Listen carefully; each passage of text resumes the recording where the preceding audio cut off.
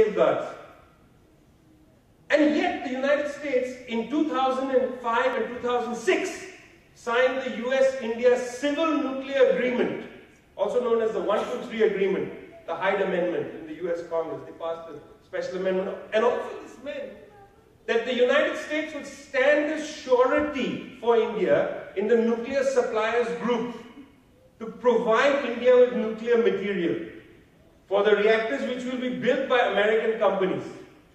What a great deal for the US. Ron Somers of the US-India Business Council said that there's so many dollars, so many zeros to this that we've stopped counting. They were going to make hand over fist. Westinghouse was salivating. They were going to build many of the reactors. Okay? Imagine what this looks like from Tehran, just for a minute. Although nobody wants to stand in Tehran's shoes. 300, 400% inflation right now. Catastrophic economy because it's being strangled. Just imagine from Tehran.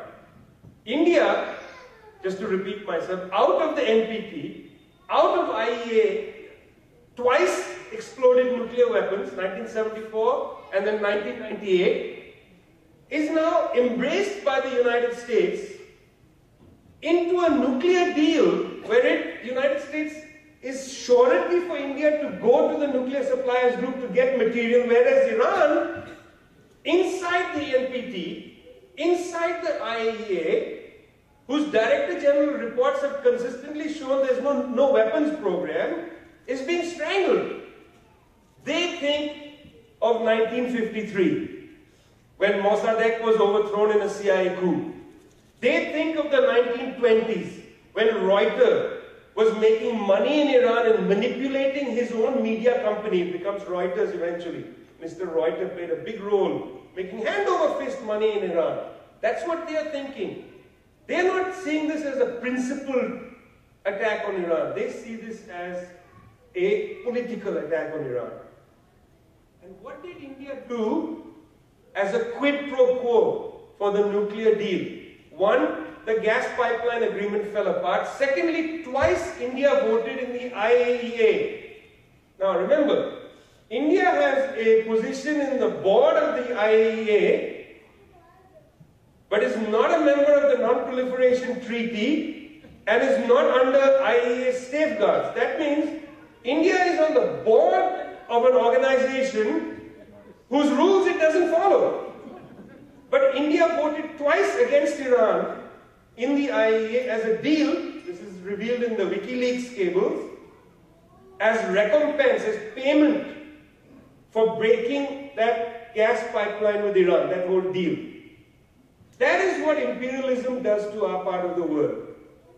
Those actual ties that link people together, those economic ties, these are not idealists, again, who wanted that pipeline.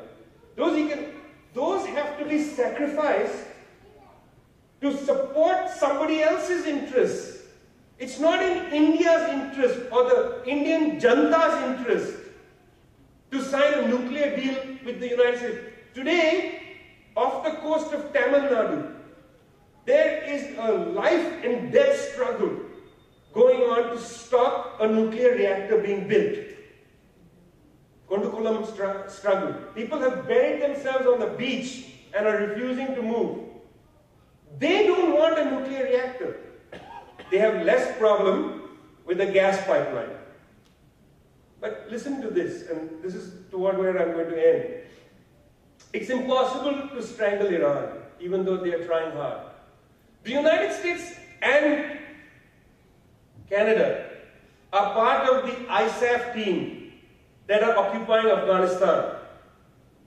The United States has been putting pressure on all countries to stop trading with Iran, correct? And Canada decided to join this direction. Meanwhile, the United States and Canada, which are occupying Afghanistan, cannot stop Afghanistan from importing 50% of its oil from Iran. Because geography is destiny. You cannot get gas and fuel into Afghanistan from any other country than Iran. That means they are forcing India to cut oil import from Iran, but they cannot stop Afghanistan from, even though they are occupying Afghanistan. recently at the non-aligned meeting, at the side of the meeting, India, Iran and Afghanistan had a very important meeting. And the next day, Iran and Pakistan had a very important meeting. And I'll just summarize the two meetings and I'll close near there. The India-Iran-Afghanistan meeting was about a port city, the port of Chabahar in southeastern Iran.